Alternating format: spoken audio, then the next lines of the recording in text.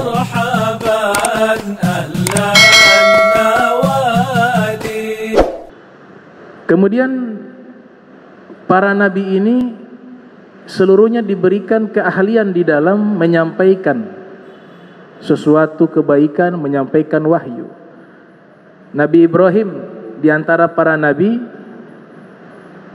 yang sebagian ulama menyatakan lidahnya tidak fasih, tapi dibantah oleh seluruh atau kebanyakan para ulama. Mereka menyatakan seluruh para nabi itu memiliki kefasihan lidah. Tapi doa yang dibaca Rabbi shrah li sadri wa yassir li amri wahlul 'uqdatan min lisani, itu doanya Nabi Musa, lepaskanlah simpul-simpul dari lidahku. Itu bukan karena lidah beliau tidak fasih, tapi menghadapi Fir'aun, maka beliau berdoa agar lebih mudah lagi menyampaikan hujjah di hadapan Fir'aun. Saudara pamannya Nabi Harun diminta oleh Nabi Musa untuk menjadi nabi karena Nabi Harun ini punya keahlian di dalam berdialog, keahlian di dalam menyampaikan hujjah. Maka Nabi Musa meminta kepada Allah, Nabi Harun diangkat sebagai nabi untuk membantu Nabi Musa ketika menghadap Fir'aun, membantu di dalam menyampaikan hujjah. Nah, di antara para nabi seluruhnya yang paling fasih di dalam menyampaikan khutbah adalah Nabi kita Muhammad sallallahu alaihi wasallam. Beliau imamul khutaba, imamnya para khotib.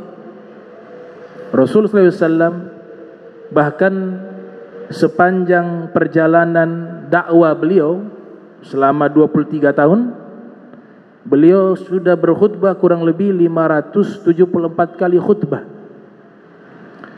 Ini dinyatakan oleh Syekh Khalil Al-Khatib. Beliau mengarang kitab khusus yang mengumpulkan khutbahnya Nabi, berjudul Kitab Khutabir Rasulillah sallallahu alaihi wasallam. Kitab membahas tentang khutbah-khutbah Rasulullah sallallahu alaihi wasallam. Ada 574 kali khutbah. Dan Nabi ketika berkhutbah diberikan mukjizat. Sebanyak apapun manusia dan sejauh manapun tempatnya, ketika Nabi berkhutbah, Allah sampaikan suara beliau kepada seluruh yang hadir. Itu. Bahkan dikatakan falyablughi syahidu minkumul ghaibah. Selepas Nabi berkhutbah, Nabi memberikan wasiat, yang hadir sampaikanlah khutbahku ini kepada yang tidak hadir. Itu wasiat Rasul sallallahu alaihi wasallam. Dalam satu riwayat, Nabi sedang berkhutbah di dalam masjid. Ada sahabat posisinya belum masuk ke masjid Nabi, masih di luar, masih di jalanan. Tapi ketika Nabi mengatakan ijlisu, yang artinya duduklah kalian, maksud ucapan Nabi itu ditujukan kepada jamaah yang sudah hadir di masjid. Nabi katakan ijlisu dengan maksud kalian yang di dalam masjid yang masih berdiri, duduklah kalian. Ternyata suara Nabi ini sampai terdengar di luar masjid. Sahabat yang lewat di jalanan mendengar suara Nabi ijlisu, duduklah, mereka semua duduk di tengah jalan. Karena apa yang disampaikan Nabi itu harus ditaati. Padahal Nabi maksudnya di dalam masjid. Tapi yang di luar saking taatnya kepada Rasul, ketika Nabi katakan ijlisu, ternyata yang di luar pun mendengar suara Nabi, seluruhnya mereka duduk. Saat mendengar perintah ijlisu, duduklah kalian. Rasul sallallahu alaihi wasallam beliau menempatkan khutbah sebagai asas di dalam ajaran Islam, sebagai satu hal yang sangat penting sehingga diwajibkan. Khutbah Jumat itu hukumnya wajib. Kalau tidak ada khutbah Jumat, tidak terlaksana sholat Jumat. Maka Nabi ajarkan beberapa cara di dalam berkhutbah. Yang pertama, Di dalam hadis yang diriwayatkan oleh Imam Muslim di dalam sahihnya, yang lahir tahun 204 Hijriah, wafat 261 Hijriah, Rasulullah SAW bersabda, "Fa'atilu sholata wa aqsirul khutbata." Kalau melaksanakan solat Jumat, panjangkanlah solat, ringkaskanlah khutbah. Kalau guru-guru kami mengajarkan kepada kami, khutbah paling lama itu 15 menit atau 20, itu sudah paling panjang. Itu. Kenapa? Ittiba'un Nabi, mengikuti apa yang disampaikan oleh Nabi. Kalau pelaksanaan solat Jumat, solatnya dipanjangkan, khutbahnya diringkaskan, kata Nabi sallallahu alaihi wasallam. Nah, makna panjangkanlah solat ini masih sifatnya mutlak, kemudian ditakyid oleh Nabi. Mutlak itu masih sifatnya tidak terbatas, artinya panjangkanlah ini masih umum. Ternyata ada hadis Nabi batasi panjangnya seukuran beberapa surat yang sudah ditentukan oleh Nabi. Kalau kita laksanakan, hukumnya sunnah. Namun kita menggunakan surat yang lain ketika kita menjadi imam di sholat Jumat juga tidak masalah. Tapi kalau mengikuti sunnah, sudah ada beberapa surat yang Nabi sudah tentukan. Seperti yang diriwayatkan di dalam hadis Sahih Muslim dari sahabat Abi Hurairah. Abi Hurairah pernah menjadi imam sholat Jumat. Abi Hurairah membaca di rakaat pertama yaitu surat Al-Jum'ah. Di rakaat kedua beliau membaca surat Al-Munafiqin. Selepas beliau solat, ada seorang bernama Ibnu Abi Rafi'. Dia bertanya, "Wahai Abu Hurairah, ini bacaan solatmu ini sama seperti bacaan solat Jumatnya Imam Ali.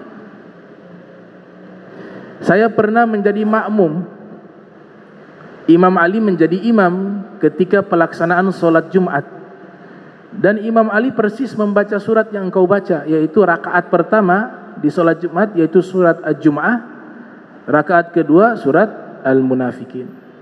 Kemudian Abu Hurairah mengatakan, "Inni sami'tu Rasulullah sallallahu alaihi wasallam yaqra'u bihima yaumal Jum'at." Sesungguhnya bacaan surat tersebut saya dengar langsung Nabi yang baca ketika melaksanakan sholat Jumat. Itu disunnahkan surat Al-Jum'ah dan surat Al-Munafiqin. Di riwayat yang lain dikeluarkan juga oleh Imam Muslim dalam sahihnya, ada sahabat bernama Nu'man bin Bashir. An-Nu'man bin Bashir menyatakan, "Kana Rasulullah sallallahu alaihi wasallam yaqra'u fil 'idain wa fil jum'ati bisabbihisma rabbikal a'la wa hal ataka hadithul ghasyiyah." Rasul sallallahu alaihi wasallam biasa membaca di dua hari raya, Idul Fitri wa Idul Adha. Jadi surat ini juga sunnah dibaca di solat Idul Fitri dan Idul Adha, dan juga di solat Jumat. Rakaat pertama Nabi membaca Sabbihisma.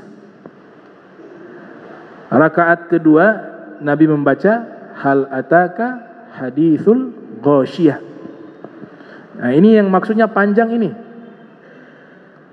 Bukan baca dari awal surat Al-Baqarah sampai akhir surat Baqarah. Tapi yang dimaksudkan panjang itu tadi.